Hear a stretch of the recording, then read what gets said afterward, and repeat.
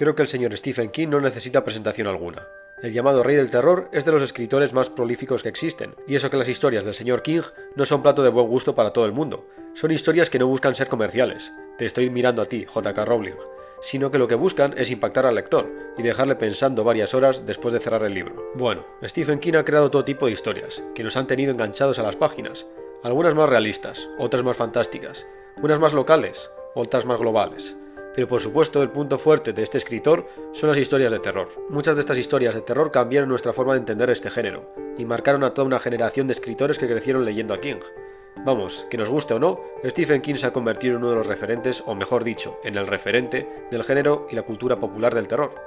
También os digo que el señor King saca libros como churros, lo que da como resultado unos libros muy buenos y otros bastante mediocres, pero teniendo en cuenta el historial de este hombre, no se lo tengamos en cuenta. Por supuesto, teniendo tantas buenas historias en papel, la industria del cine iba a intentar echar el guante a más de una de estas tramas, lo cual a su vez dio como resultado auténticas obras maestras del cine.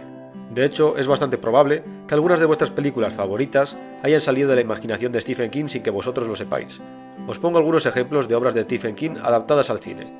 El Resplandor, dirigida por Kubrick y con un actorazo del calibre de Jack Nicholson.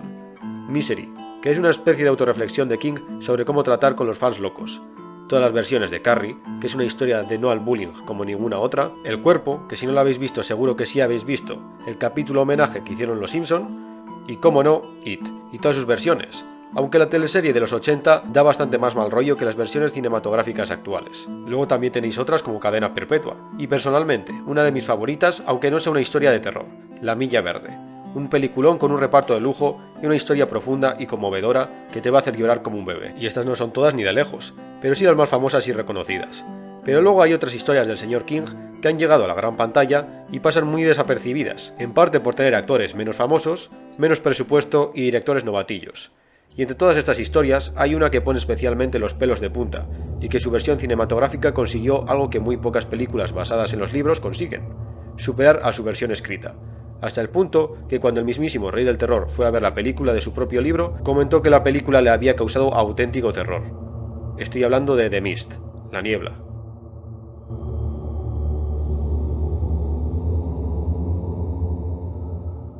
The Mist es una película que se estrenó en el año 2007 y fue dirigida por Frank Darabont. Y si os suena este nombre es porque también fue el director de la ya mencionada La Milla Verde, además de ser guionista, showrunner y director de las primeras temporadas de The Walking Dead. Es decir, de las buenas. De hecho, en The Mist vais a ver unas cuantas caras conocidas de la serie de los muertos vivientes. La historia se desarrolla, como no, en un pueblecito de la costa este de los Estados Unidos, más concretamente, Maine. En serio, todas las historias de terror del señor King ocurren en esta pequeña zona de los Estados Unidos. Mucha gente teorizaba que esta decisión era debido a que en lo que llamamos Nueva Inglaterra ocurrieron sucesos relacionados con la brujería, como las brujas de Salem, y otros hechos oscuros, además de ser el lugar de nacimiento del señor Lovecraft, que también tenía fijación con los extraños rituales y la estética oscura de la zona. Bueno, y por qué no decirlo, Stephen King es nativo de Maine. Pero volvamos a lo nuestro. La trama nos deja algo de tiempo para conocer a nuestros personajes y cómo se comportan en un entorno mundano. El protagonista de la historia es David, un pintor y artista gráfico que vive en una casa apartada del pueblo junto a su mujer y su hijo. Después de que durante la noche una tormenta haya causado verdaderos estragos en el pueblo, dejando a gran parte de la población sin luz, David, su hijo Billy y su vecino deciden ir al supermercado. Y es aquí cuando se pone en marcha la parte terrorífica de la trama. Una densa niebla comienza a cubrir el aparcamiento, y un hombre con la cara ensangrentada corre a buscar refugio hacia el supermercado, gritando que cierren todas las puertas. Hay algo en la niebla, y es entonces cuando todos escuchan los gritos de un hombre que no ha conseguido alcanzar el supermercado a tiempo. La película está grabada de una forma bastante curiosa. La cámara se mueve de manera bastante fluida entre todos los que han buscado refugio en el supermercado. A veces llega a rozar el movimiento de cámara de los llamados falsos documentales, pero sin llegar al extremo de una cámara oscilando de un lado a otro, como en REC o el proyecto de la Bruja de Blair. También es notable la falta de música ambiental, sobre todo teniendo en cuenta que otras cintas de terror utilizan la música para crear tensión, pero pasa que la falta de música crea todavía más tensión. El silencio es desconcertante. Es algo bastante conocido que si caminas por el bosque o la selva y escuchas ruido por todas partes, pájaros cantando, insectos, animales gruñendo, no debes preocuparte en exceso, pero cuando de repente todo el bosque guarda silencio, es que algo malo está a punto de ocurrir. Todavía tenemos este instinto de que el silencio absoluto pone de los nervios. Pero centrémonos en la trama en sí. Hay tres pilares que convierten esta película en una cinta de terror genial, que incluso estremeció al mismísimo Stephen King. El miedo a lo desconocido, el terror a lo mundano y lo frágil que es nuestra sociedad frente al miedo. Ya he tratado el miedo a lo desconocido anteriormente en este canal, en otros vídeos como el de Alien o el de Junji Ito. Y no es para menos, ya que lo desconocido, la incertidumbre de no saber lo que puede haber ahí, es uno de los terrores primordiales que todavía resuenan con más fuerza en nosotros. Es por ello que las fobias, como la nictofobia, es decir, el miedo a la oscuridad, o la talasofobia, el miedo al agua profunda, son fobias tan extendidas. En The Mist lo desconocido está tras una cortina de humo, literalmente. La niebla actúa como algo desconcertante, que aparece de repente sin previo aviso.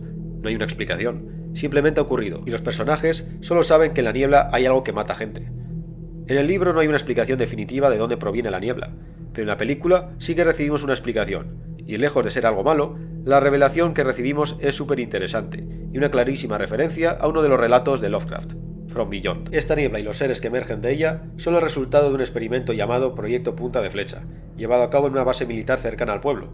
Este experimento tenía como objetivo asomarse a contactar con otras dimensiones, es decir, The Mist coge la teoría de las dimensiones superiores que ella trataba From Beyond un siglo antes. La teoría de las dimensiones superiores sugiere que hay dimensiones diferentes a la nuestra tridimensional, que nos rodea en todo momento, pero al estar en dimensiones superiores no podemos interactuar con ellas, al igual que estas otras dimensiones no pueden interactuar con nosotros. El ejemplo más clásico para entender esto es que os imaginéis un mundo bidimensional, es decir, un folio. Los habitantes de este mundo bidimensional no pueden interactuar con nosotros, ni siquiera sabrían que existimos, pues para ellos no existe el concepto de profundidad, solo delante, atrás, arriba y abajo. Obviamente el experimento sale terriblemente mal, y acaba convirtiéndose en un portal que permite a los seres de este otro mundo colarse en el nuestro, al igual que en el relato de Lovecraft, que juega con la idea de una dimensión invisible que nos rodea.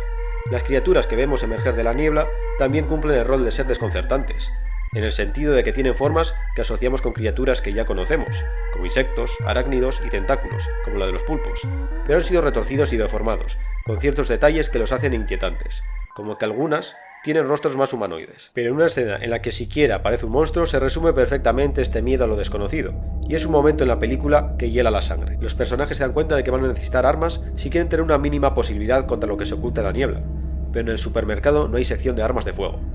Un señor comenta que en su camioneta tiene una escopeta y varias cajas de cartuchos. Es entonces cuando este motero se ofrece voluntario para ir hasta la camioneta del señor, que está en el parking. Para asegurarse de que puede encontrar el camino de vuelta y para tirar de él en caso de emergencia, le atan una cuerda alrededor de la cintura. El motero se adentra en la niebla, junto con un grupo de personas que deciden marcharse porque no se creen lo que David les ha contado sobre la niebla. Nuestro protagonista y el resto de personajes van soltando cuerda a medida que el hombre avanza por la niebla. Es entonces cuando la cuerda se tensa y cae al suelo, para que acto seguido la cuerda se vuelva a tensar lentamente. Pero algo va muy mal. Los que sueltan la cuerda se dan cuenta. La velocidad está aumentando, hasta el punto de que el rozamiento de la cuerda les quema las manos. Y es entonces cuando la cuerda se coloca en un ángulo imposible, apuntando hacia arriba. Y tras tirar con todas sus fuerzas, lo único que consiguen es una cuerda ensangrentada y la parte inferior del cuerpo del motorista. Pero si hay algo que King sabe hacer espectacularmente, es convertir algo mundano en algo aterrador, en destrozar algo rutinario y convertirlo en algo sobrenatural. No hace falta trasladarnos a lugares lejanos y siniestros. Nuestro día a día se puede convertir en algo terrorífico, con un simple cambio. En The Mist el terror comienza cuando nuestro protagonista está haciendo una compra en el súper con su hijo, algo que todos hemos hecho, y hacemos bastante a menudo, por lo que a pesar de que la amenaza de la niebla es sobrenatural, nos sentimos completamente identificados con la situación en la que se encuentra el personaje, y nos resulta más fácil ponernos en su lugar. ¿Cómo reaccionaría yo si ocurriera algo como esto? También esto tiene relación con romper tu rutina. Todos nos sentimos muy cómodos y seguros en nuestra rutina diaria. Es por ello que cuando ocurre un suceso extraño que interrumpe nuestros quehaceres diarios resulta algo tan desconcertante. Pero más que todo lo anterior dicho, la trama principal de la historia trata de las delicadas que son nuestras estructuras sociales y nuestra civilización cuando se enfrentan a algo impredecible. Las criaturas monstruosas son la guinda del pastel. El verdadero terror está en cómo los vecinos del supermercado, que se conocen de toda la vida, cambian radicalmente al enfrentarse cara a cara con el miedo a lo desconocido. Es así como conseguimos una especie de El Señor de las Moscas, pero con adultos. Se crea una mini sociedad en el supermercado, en el que todas estas personas aterrorizadas tienen que aprender a convivir, ya que no pueden salir al exterior. Y en tan solo un par de días, estos vecinos de toda la vida se vuelven unos contra otros, y se crean pequeños grupos cada uno con su propia agenda. El miedo crea fanáticos. Llegan al punto de sacrificar a gente del supermercado para, según ellos creen, apaciguar a los monstruos. A pesar de que nos creamos gente muy civilizada y superiores a aquellos que vivían en nuestro pasado, esto es debido a todas las comodidades que tenemos, y nuestro status quo que garantiza en cierta medida nuestra seguridad. Pero seguimos siendo la misma especie que hace 2000 años. Quítanos estas comodidades, la seguridad que supuestamente garantizan nuestros estados, y la comida, y tienes como resultado caos y esta gente tan civilizada convirtiéndose en animales. Viendo cómo la locura se está desatando, David y compañía deciden arriesgarse a salir y huir en un coche.